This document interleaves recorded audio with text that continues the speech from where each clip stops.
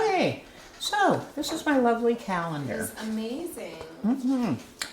And the very first bit of it here is a planting chart that tells you everything really that you need to know to really get down to the brass tacks of garden planting. Okay, so it tells you whether your plants are annuals, biennials, or perennials, and it gives you the Latin name because you know how many people call things different things? Yeah, for sure. You know? Yeah. So whether you call it, silver beet, beetroot top, or chard, it's still, the same Latin name. You're still looking at, what is it, Beta vulgaris. It doesn't matter whether, so if you read that, you know that if you let your beets and your chard go to seed side by side, they're going to cross-pollinate because they're the same Latin name. Oh, Okay, so that's why I included that. So you can see that bush beans and pole beans are Phaseola vulgaris, but runner beans are Phaseola cocconesis, which means you can grow them on the same pole as your pole beans. You can grow pole and runner beans right side by each and they won't cross-pollinate. But if you plant your bush beans at the bottom of your pole beans, they can cross-pollinate. So that was the reasoning for that. And then they give you the planting depth, which everybody goes, God, that's shallow. And would you please quit giving your seeds to China? A seed is basically planted to double its own width. So a tomato seed, that's barely underground. A bean seed, maybe that's as deep as your knuckle. Yeah. Okay, so, that's... And then, does that also, if you plant shallow like that, does that also mean that your plants are going to get there sooner? Start to... Oh, yeah. Yeah. Oh, yeah. Wow. They don't have to fight near as hard.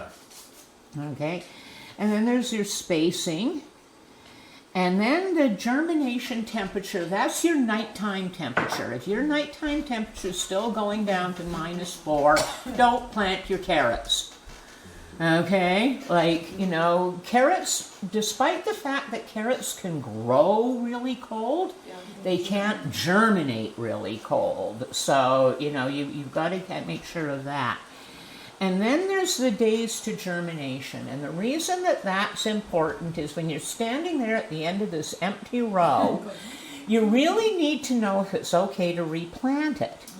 And if it actually takes up to 2 weeks for those seeds to germinate, and you're on day 10 and you're going, screw it, they're never coming up, I'm planting something else here.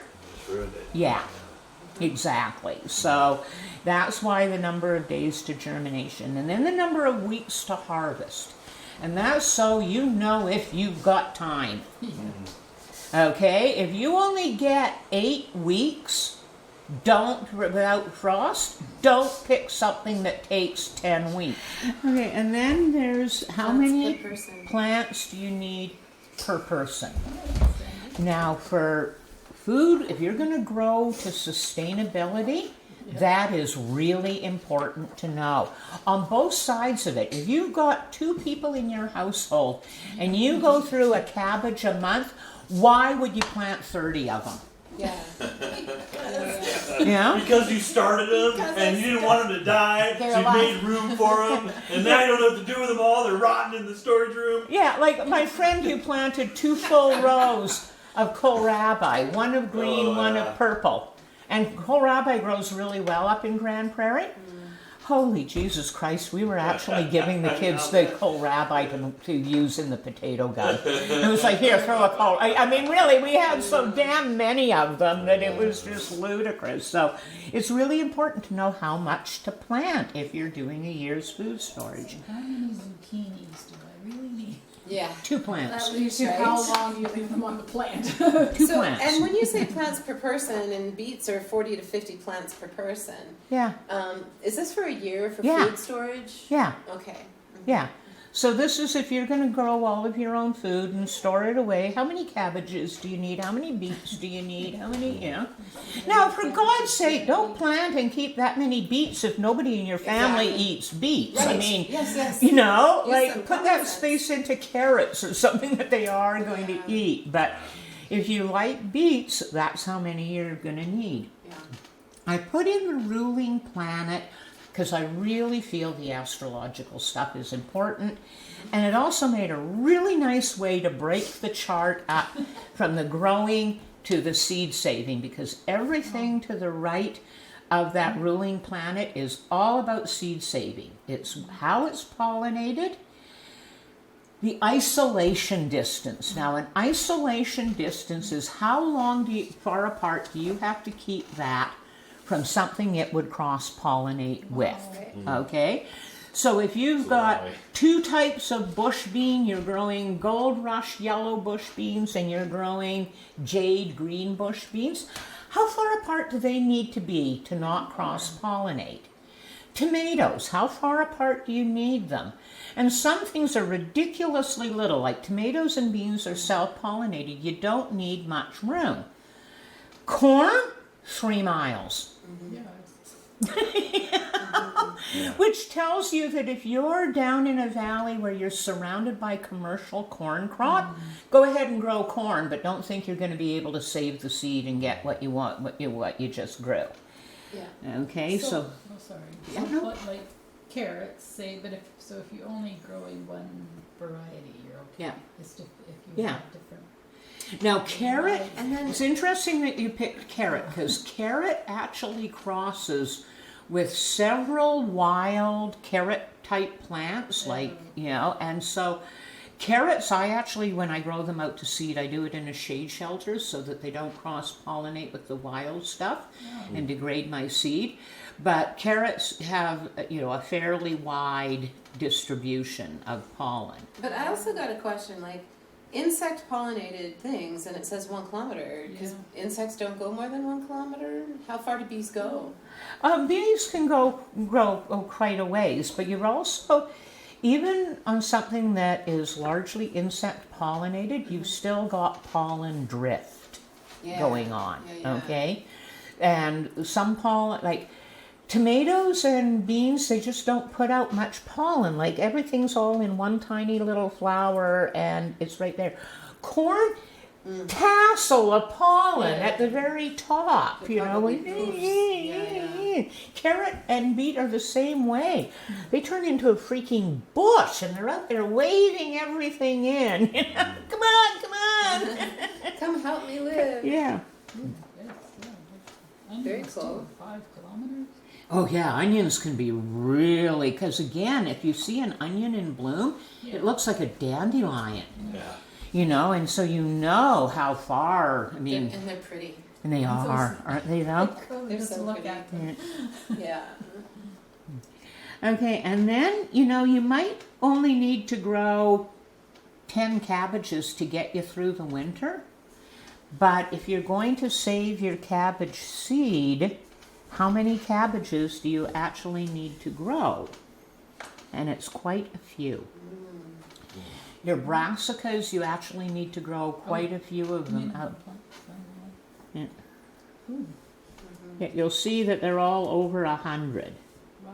Yeah, you know, so seed saving, this is where seed saving gets tricky, you know, that I can grow 6 tomato plants and get you good viable seed, but I can't be guaranteed we're going to get good seed from 6 cabbage plants. Like they're hard to get to grow to seed, they're hard to grow out, and they are not huge producers of seed.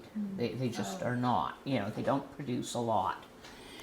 Okay, and then your seed shelf life, which for onions and parsnips and a few other things, it's like 1 to 2 years. Yeah. Tomatoes, oh good God, centuries. Wow. You know, and of course storage technique has a lot to do with it. We do have a squash that's thriving right now that came from seeds that had been sealed in a clay vessel underground for over 800 years. Wow. Yeah, I want one of those those seeds. Yeah, I do too. I had 3. Whoa. One didn't germinate. The other 2 did. I planted them out in the garden, and a windstorm broke off one of them, and something ate the other, and I was like, no! It wasn't meant to be. But these squash are, as long as this table is, about this big around, and they're a pinky orange. It's not the filler squash that we talked about. No, no, this is from it's an old Cherokee from the East Coast. Okay, so you got to keep an eye on your, that's why you label your seeds. Make sure, if nothing else, you put the variety and the date so that you don't run into using super old seeds. Okay, and then each page of the calendar has all of the various moon signs and placements. And if you flip to the very, very back page, there's a thing there that tells you how to use this calendar, like what the various things are. So, you're looking at the second quarter of the moon. So, if you come here, it's like, okay, we start January in the second quarter in Taurus. So the second quarter is a good time for planting above ground crops, for transplanting, for starting projects and cultivating. Secondary activities are pruning and thinning. And then you go over here to where it says Taurus, earth sign, sturdy growth, best for root crops, trees, shrubs, also good for perennials. So now it's winter, so you're not going to be doing it. But, that particular configuration would be really good for getting your potatoes in the ground, for, because it's in the second quarter. And once you get to the third quarter after the full moon, the energy really picks up for your underground crops. But when you hit that final quarter, right before the new moon, you really shouldn't be planting anything. You're in what we really call the dark of the moon. Yeah, so there's your full moon symbol. So your second quarter takes you up to the full moon. Okay. Then you're in the third quarter, and then that takes you up to the final quarter. And then this is the dark of the moon, and you're coming into where it's going to renew at the new moon. So each and every date, now this is set up for our region, okay? I get this information out of the ephemerises and the astrological diaries, and then I go through the process of converting it to our time zone. So if you buy a Llewellyn's gardening catalog or calendar, it's set in the east. You're going to have to adjust the time for us. If you get the biodynamic calendar out of England, it's set in their time zone. You have to calculate out for this. And this is why I did it. I wanted a calendar that you could just open up and use. Okay? That you didn't have to get out your calculator and figure it all out. And I wanted it set up so that it was simple enough that by the end of the first year of using it and referring to it, you should be kind of comfortable with the whole concept. And biodynamics are closely related to the astrological gardening, but it kind of goes a couple of steps further. And so for people who are interested in that, I've included the biodynamic symbols, but because I know people aren't familiar with it, I made sure that those symbols got put on every single calendar page. So they're down at the bottom. So you know that P stands for, planting. And that L is a leaf stem day, that, R is a root day. So you would be, if it's an R and a P, you would be planting root crops. Or, that. If it's a root day way over here in the fall, is it a good day for collecting the roots and things? Okay. Yeah. Just everything about roots. Yeah. So sorry, what is this? Is this when I see you refer to this VC? Is that when you say void of quarters? Yes. I don't understand what that Okay, if you go into the back page, that's actually explained, okay? What the void of course is. But I'll explain it to you, okay? You know how we go through the zodiac? We you know, we're in Gemini, then we're in Cancer, then we're, okay. So in a 28-day cycle, the moon goes through that entire zodiacal calendar. It goes from Aries to Taurus to Gemini to Cancer. It goes all the way through the zodiac wheel in the 28-day cycle, which means it only is in each one for just a couple of days, and then it moves on. So it's in this constellation, it's in this chunk right here, okay, and it's moving through that little piece of sky. There's a planet here, say it's Jupiter, is right here. The moon's moving through that sky, and it goes past Jupiter. And that's the last aspect in there, the last significant thing in the sky. So it passes Jupiter, and it's still in Taurus, but it's past this last aspect. That period of time between it, when it passes that aspect and enters into the next sign, in this case it would be Gemini, that's called void of course. The moon's there, but it's in a void. There's nothing for it to tack to. It's, of course it is. It's, yeah, of course it is. It's void, of course. Of course. Do you understand the concept? Yeah, I do. Yeah, so it's like you're in a, if you imagine the moon, you're in a train, and you've just passed Canoe, but you haven't got to Salmon Arm. You're in that little void in between the two of them. You're not really in Canoe anymore, but you haven't got to Salmon Arm yet. Yeah. And you know, when I first started putting this information up on the daily page, I had 3 men, and it was all men, who said, "Why do you keep saying that the moon's void? Of course. Void, of course. Of course it's void." I'm like, "No, what's that about?" And I'm like, "Oh my God, I actually, but that's well, you're what right, I I was should thinking." explain this." And I thought, I had never made that connection that, Oh, of really? course, you know, it's Oh. void, of course. No, that's No. It means it is devoid of direction. It has no course to follow. So when you're working with, you know, the astrological and biodynamic symbols, it's another way to pull more of the earth energy into your garden. You can absolutely garden without doing this, absolutely, you know, but I've been doing this for close to 30 years now, and because I teach and because I kind of set things up, and then I actually keep incredible records.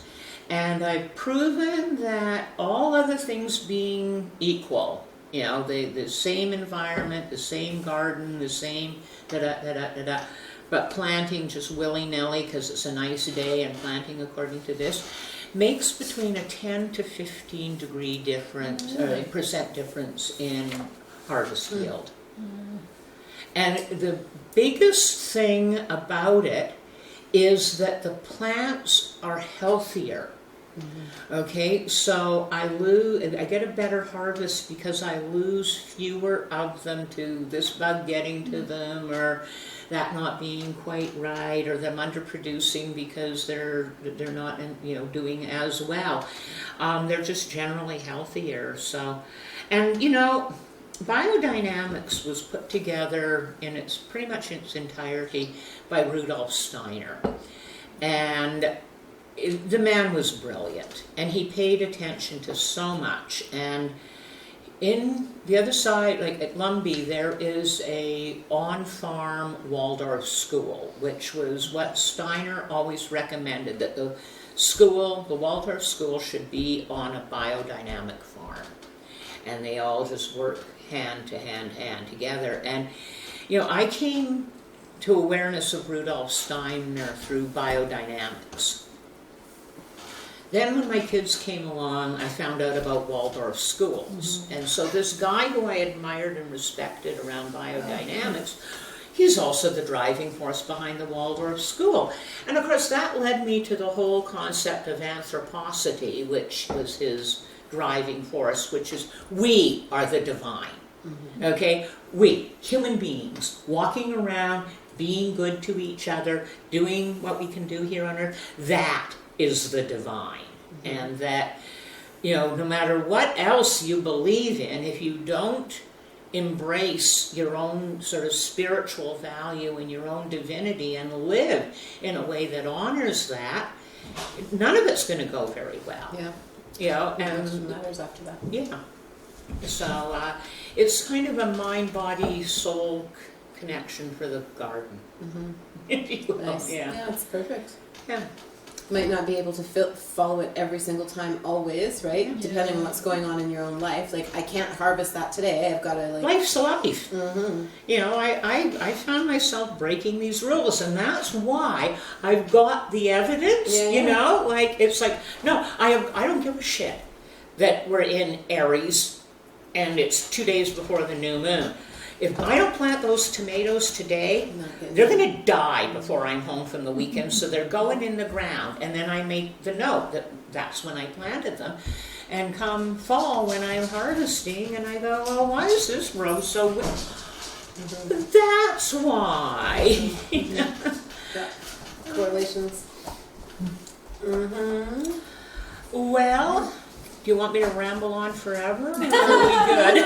Well, I feel like I'm ahead of the game anyway because I usually hold off any kind of planning or looking at my seeds or anything until after Christmas because Me it's too. it's something to look forward to in January that Yeah. I get out the seed catalog and you know look at what I have and I don't figure like it that out. they're delivering them early now. I like the fact that they used to show up I in my know. mailbox in January. I know. It made January worthwhile. Oh. You know, I gotta We walk need to the something. mailbox and maybe the Richters will be here. Maybe the West Coast came. Well, it's not Richters, but it'll do. Mm-hmm.